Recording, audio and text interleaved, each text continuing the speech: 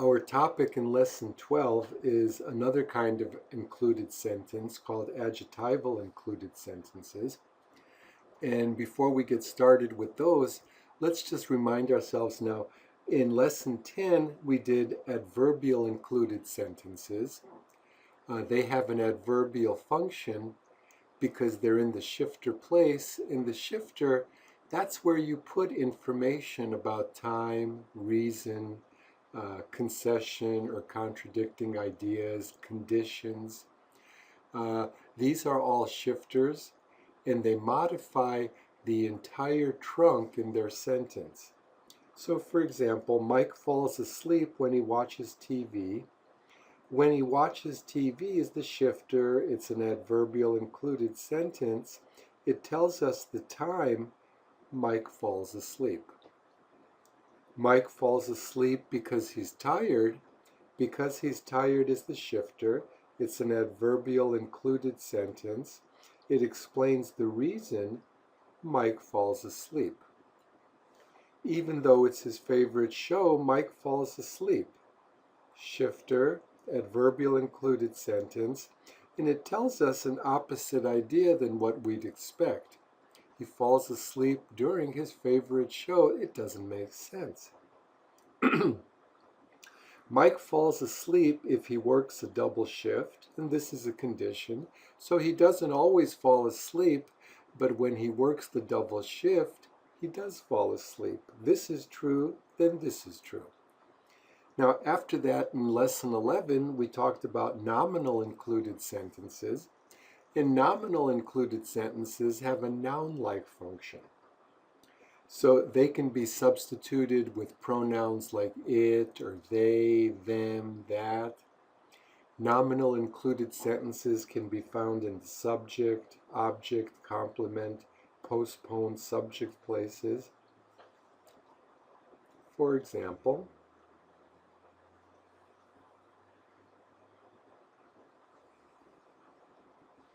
subject, that pizza contains huge numbers of calories is well known. Also, if we don't want to put the included sentence, the nominal included sentence in the subject place, we can sometimes put the nominal sentence in a postponed subject place. We'll save it for later, and we put it here after the predicate. Now also, objects have a noun-like function, and here the verb is know, the particle place is empty, and they know pizza contains huge numbers of calories is the object. It's also a nominal included sentence. Let's see, I think I might have one more example for you.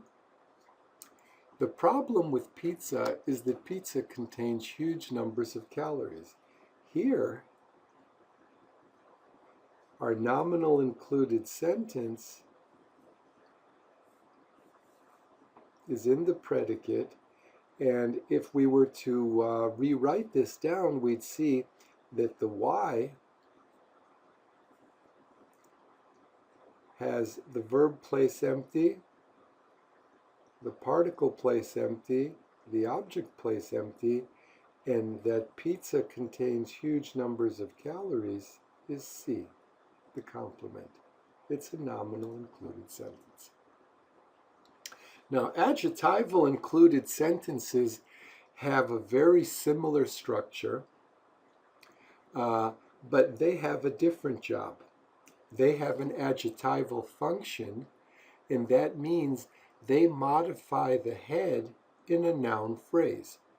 For example, Marty likes the watch that he bought yesterday. No shifters. Does Marty like? Marty does not like. Marty's the subject. Everything left is the predicate. And the predicate, well, let's do the ties. That's what we've said we should do. Likes ties with Marty. Likes ties with the present.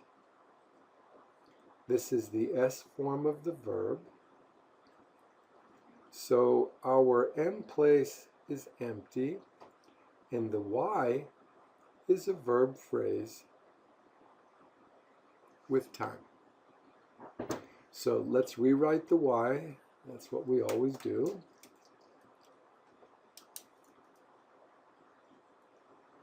Likes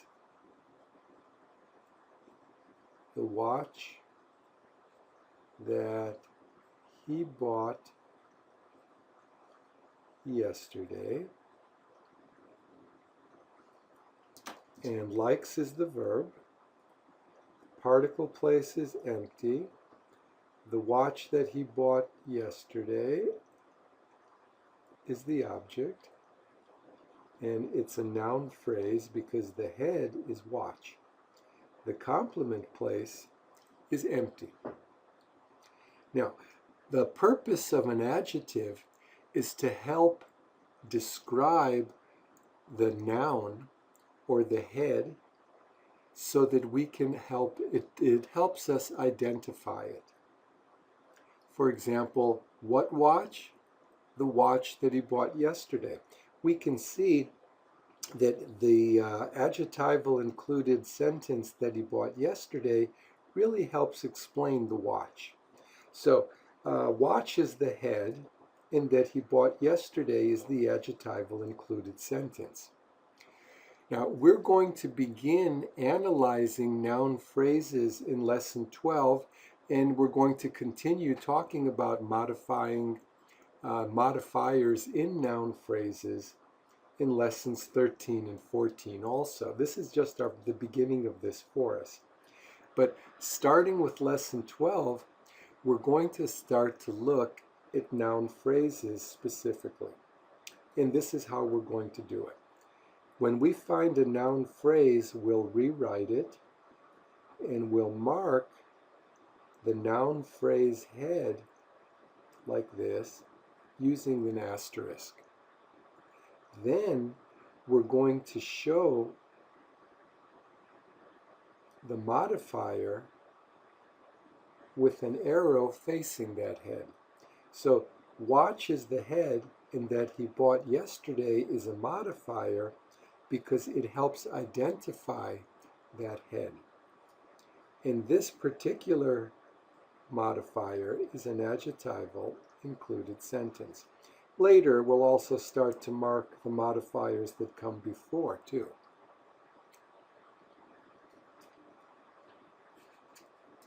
All right, now, let me tell you a little bit more about what we're going to do.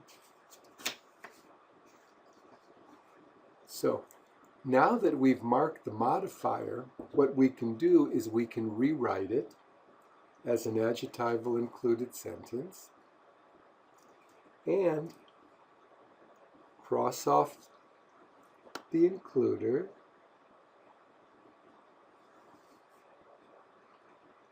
and I'm going to lower this a little bit. Okay, that's better, I hope. And then begin again. Yesterday is the shifter. Did he buy yesterday? He did not buy yesterday. He is the subject. Bought is the predicate. Bought ties with yesterday. Here, if I could just write it because it's so close, I'll make the arrow. This is the past form.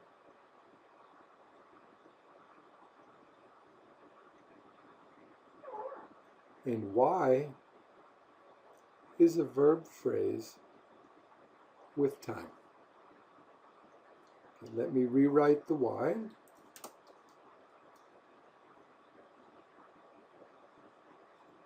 Bought.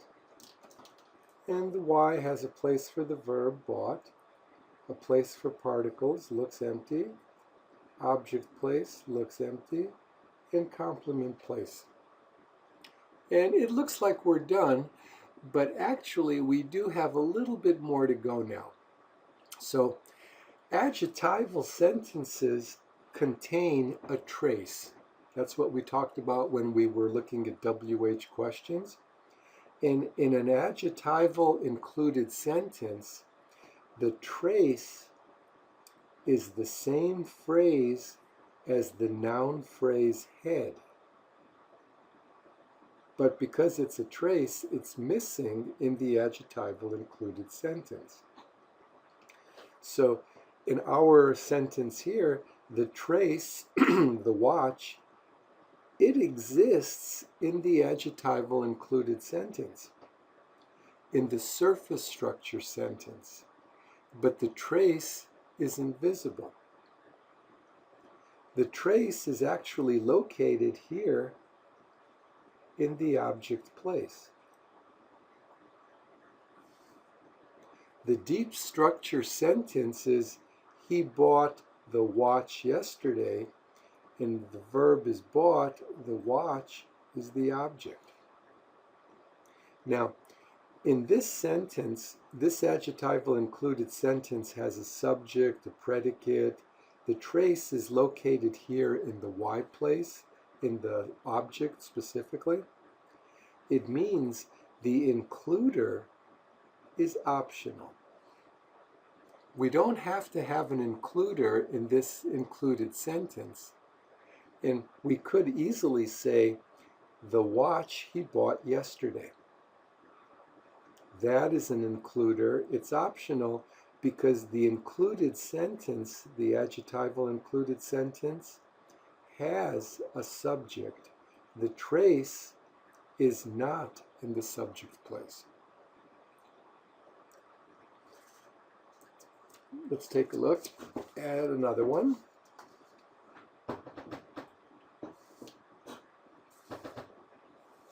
So now in the next sentence, Marty likes the watch that was made in Japan. So no shifters. Does Marty like? Marty does not like. Marty is the subject. Likes is the predicate. M place, I like to do it this way, I just can't stop myself. Likes ties with the Marty. Likes ties with the present. This is the S form. And so Y is a verb phrase with time. Rewrite the Y.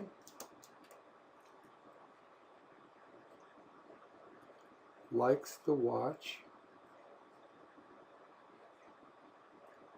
that was made in Japan.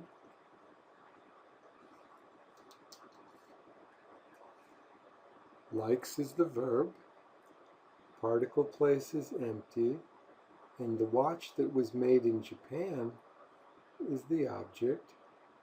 It's a noun phrase. Let's rewrite the noun phrase.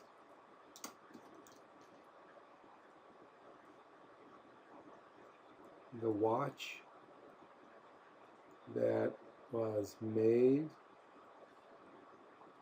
in Japan.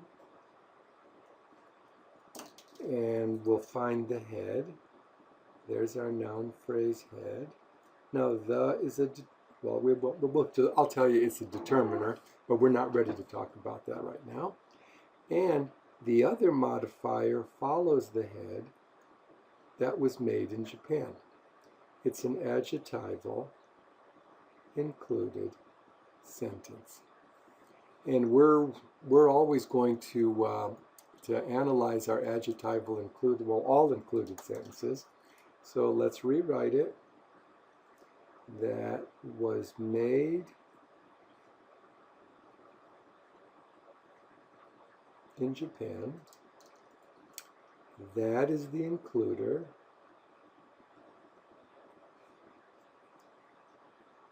Okay, was is the X word, there's no shifters.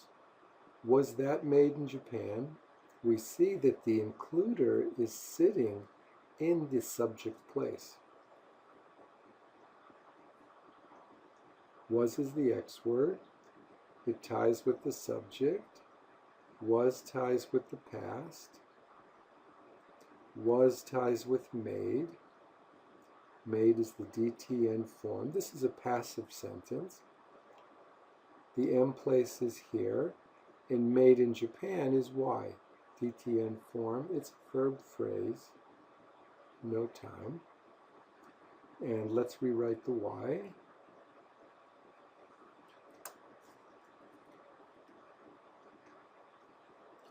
made in Japan. Made is the verb, no particle, no object. In Japan is the complement. It's a prepositional phrase. Now, because it's an adjectival included sentence, we do want to find where's our trace. And I know when I look for the trace in an adjectival included sentence, I'm really looking for where does the noun phrase head, like watch, fit into this sentence? Well, actually, it goes right here. The watch was made in Japan. So that's where my trace is. It's in the subject place, and that means that my includer is obligatory. I must have this includer because if I don't, look what happens. The watch was made in Japan. I've got a little sentence sitting here instead of a noun phrase. I've changed the whole structure. So the trace is located in the subject place. The includer is obligatory to hold the place of the subject in the deep structure trunk, because in English, all trunk sentences must have a subject. Now here's a few of the adjectival includers: that, who, whom, and whose. And our next step is practice, and that we'll do in Lesson 12 classwork. Talk about this, kind of get used to it a little bit, and when you're ready, let's get started with the classwork.